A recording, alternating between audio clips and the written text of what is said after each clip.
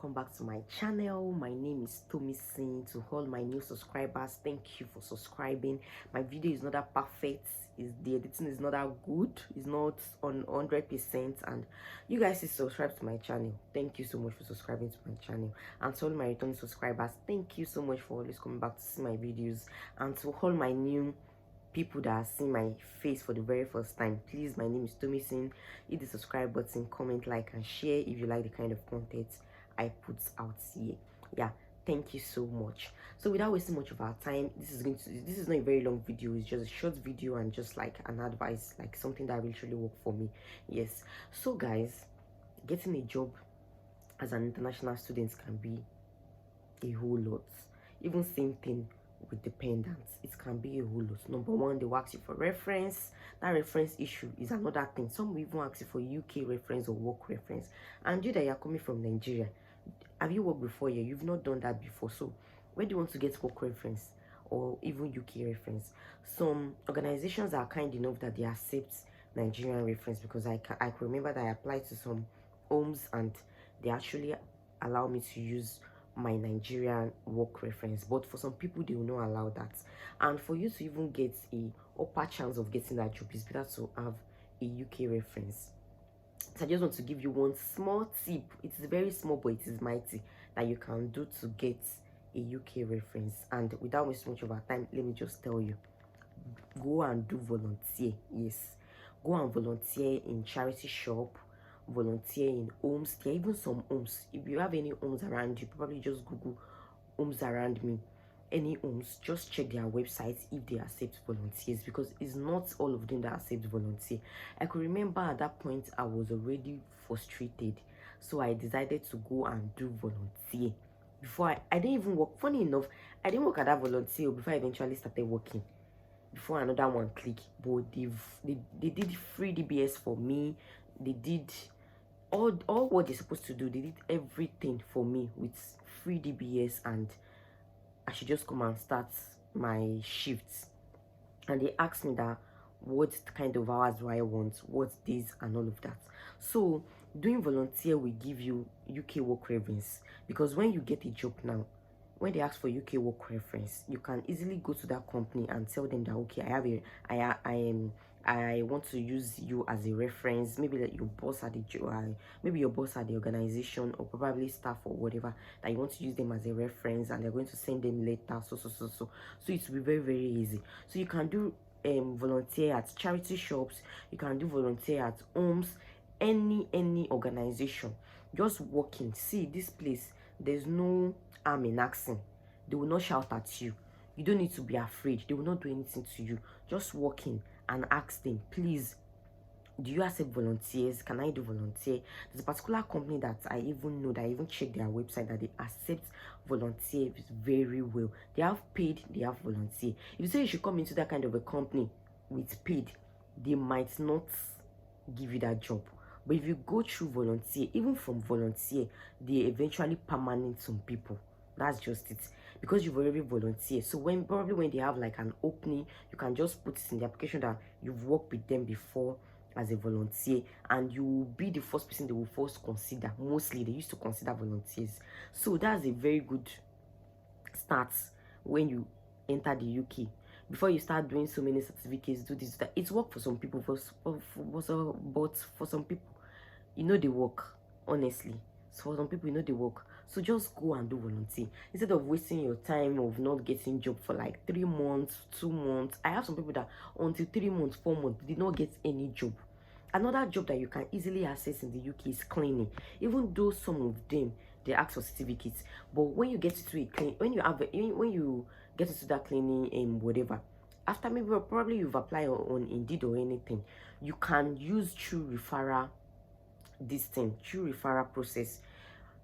If you try and look for somebody that is working in that particular cleaning company and ask the person to refer you, so once the person refer you, they will be able to employ you that way, and you will not start looking for certificates and all of that. They will do all the necessary trainings that you ought to do. See, this cleaning one, I'm trying to tell you that it works. Honestly, it really works. Probably clean houses, probably clean vans, different kind of cleaning, whatever.